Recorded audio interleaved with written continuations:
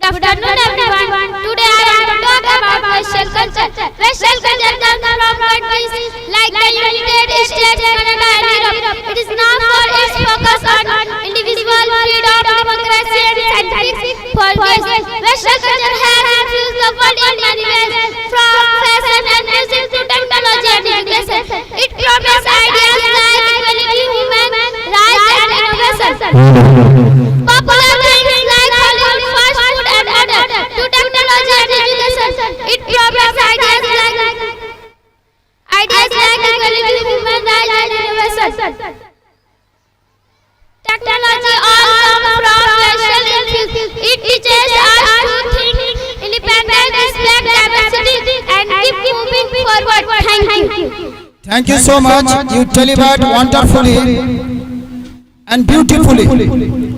We are proud, we the whole school family are proud of your speech. Now, Aftab Alam